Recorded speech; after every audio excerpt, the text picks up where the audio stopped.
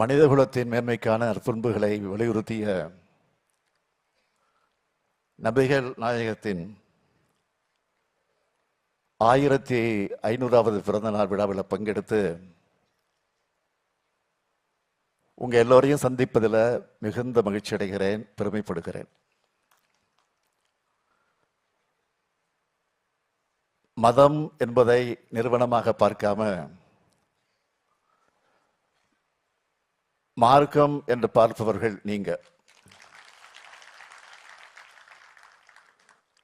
அந்த மார்க்கம் அன்பு மார்க்கமாக இருக்கணும் என்பதைத்தான் நபிகளார் போதித்தார், வலியுறுத்தினார்.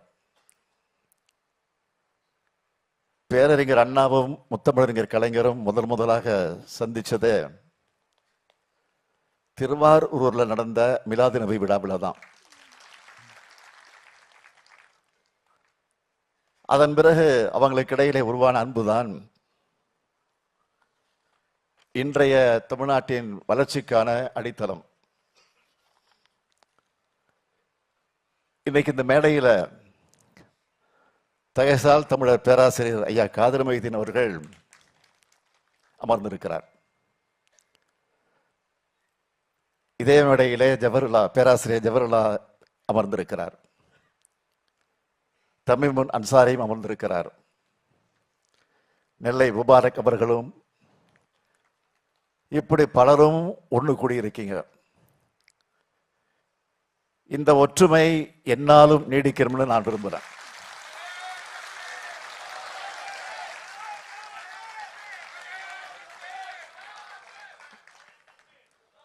இங்கே பேசிய நண்பர் ஒருவர் குறிப்பிட்டார், வந்து கொண்டிருக்கிறார்கள், வருவார்கள், வந்து விட்டார்கள்.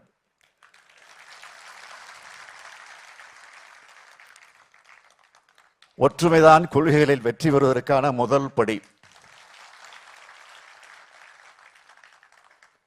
பழமைவாத அடக்குமுறைகளை எதிர்த்து ஏழைகள் மீது கருணை பொழிந்து பணக்காரர்களும் இருக்கும் பணம் மற்றவர்களுக்கும் தர வேண்டியது.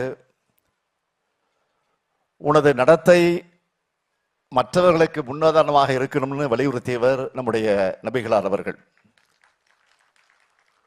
சமத்துவத்தை வலியுறுத்திய சிந்தனையாளர் அவர்.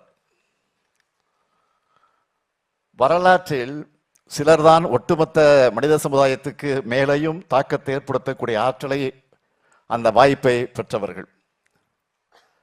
அப்படிப்பட்டவர்தான் நபிகள் பெருமானவர்கள்.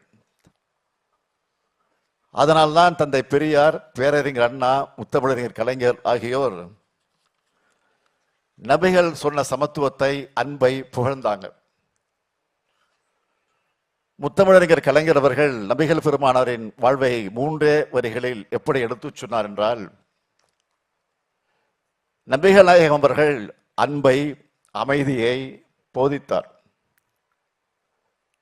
அறத்தை வலியுறுத்தினார், அடுத்தவர்க்கு உதவிகள் புரிவதை உயர்ந்த பண்பாக கருதினார், அடுத்தவர் நலன் கருதி ஆற்றும் அருட்பணியே அறம் என வலியுறுத்தினார்னு சொன்னார். அப்படிப்பட்ட நபிகள் அவர்களின் 1500வது பிறந்த நாளில் காசாலா நடத்தப்பட்டு வர துயரத்தை பார்த்து மனசாட்சி உள்ள யாரும் கவலைப்படாமல் இருக்க முடியாது.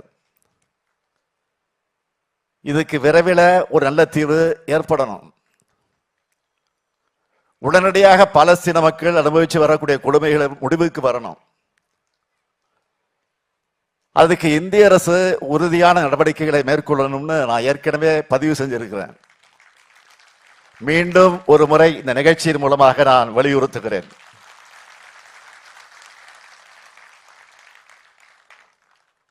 முத்தமிழறிஞர் தலைவர் கலைஞர் அவர்கள் தான் 1969 மிலாது நபிக்கு அரசு விடுமுறையை அறிவித்தார். அதை 2001 அதிமுக ரத்து செஞ்சதும், மறுபடியும் 2006 கழக ஆட்சியில விடுமுறை வழங்கினதும் உங்க எல்லாருக்கும் தெரியும். அது மட்டுமல்ல, ஏன் நாங்க எப்போதும் உங்களின் ஒருவன் சொல்றோம். உங்களின் கோரிக்கையை ஆட்சியின் போது ஒவ்வொரு முறையும் பார்த்து பார்த்து செய்து கொடுத்தோம். அவற்றில் சிலதை மட்டும் நான் நினைவுபடுத்த விரும்புகிறேன். பிற்படுத்தப்பட்டோர் இடஒதுக்கீட்டில் இஸ்லாமியர்களுக்கு 3.5 விழுக்காடு உள் ஒதுக்கீடு.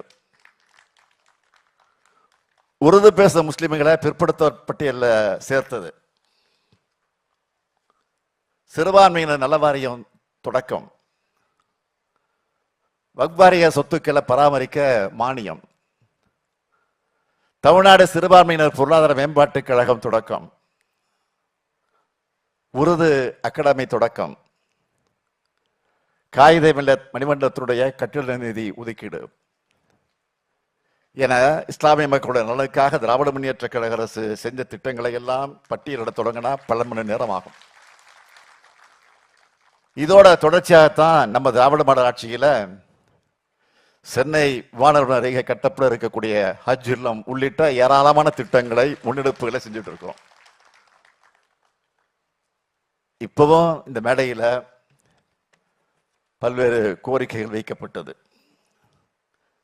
எஸ்டிபிஐ தலைவர் சகோதரர் நெல்லை முபாரக் அவர்கள் நபிகள் நாயகம் அவர்களை பற்றி பாடத்திட்டத்தில் சேர்க்க வேண்டும் என கோரிக்கை வைத்தார். ஏற்கனவே அந்த பெருந்தகை அவர்களை பற்றி தமிழ்நாட்டு பாடநூலில் சேர்க்கப்பட்டிருக்கிறது என்பதை நான் மகிழ்ச்சியோடு தெரிவித்துக் கொள்கிறேன். மற்றதுக்கும் கோரிக்கைகள் எல்லாம் பரிசீலித்து பரிசு வழங்க வேண்டும் என்று சொன்னீங்க. நிச்சயமாக பரிசீலிக்கப்படும், உறுதியாக பரிசீலிக்கப்படும். நியாயமான கோரிக்கை நிச்சயமாக நிறைவேற்றி தருவோம்.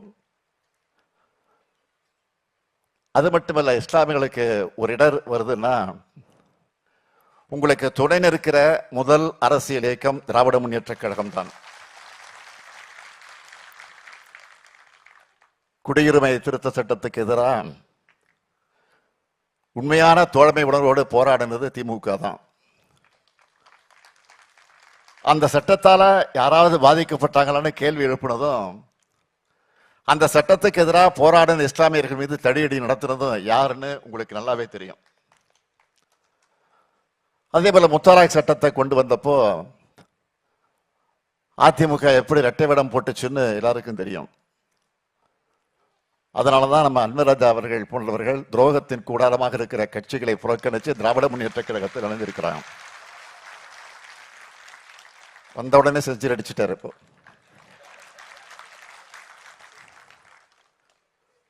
அதே போல வக்ஃப் சட்ட திருத்தத்திலையும் அதிமுக நடத்தின கபல நாடகத்தை எல்லோரும் பார்த்தாங்க. ஆனா திமுக உள்ளிட்ட இயக்கங்கள் நடத்தின சட்ட போராட்டத்தில் தான் இன்னைக்கு ஒன்றிய பாஜக அரசு கொண்டு வந்த முக்கிய திருத்தங்களுக்கு உச்ச நீதிமன்றத்தில் தடை வாங்கி இருக்கிறோம். பாஜக செய்து வரக்கூடிய மலிவான சர்வாதிகார எதேச்சையாக அரசியலுக்கு துணை போகக்கூடிய துரோகத்தால ஈடுபட்டுள்ளவர்களை புறக்கணிக்கணும். நபிகள் நாயகத்தினுடைய 1500வது பிறந்த நாளை கொண்டாடும் இந்த விழா மேடையில் நின்று நான் இஸ்லாமிய மக்களுக்கு ஒரு உறுதியை தரேன். இஸ்லாமிய மக்களின் உரிமைகளை பாதுகாக்கிற, அதை பெற்றுத் தரக்கூடிய இயக்கமா திராவிட முன்னேற்ற கழகம் உங்க கூடவே உங்களில் ஒருவராக எப்பொழுதும் இருக்கும். நபிகளார் வலியுறுத்தின அன்பும்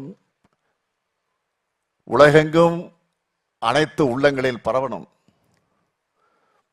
போர்களற்ற, வன்முறைகளற்ற, வெறுப்புகளற்ற, ஆதிக்கமற்ற உலகமா நாம் வாழும் உலகம் மாறணும். நபிகள் சொன்ன பொன்மொழிகளை வாழ்விய நடைமுறைகளா மக்கள் கடைபிடிக்கணும். எங்கும் அமைதியும் நல்லிணக்கமும் உண்டாகணும் என்று சொல்லி உங்களிடமிருந்து விடைபெறுகிறேன். நன்றி, வணக்கம்.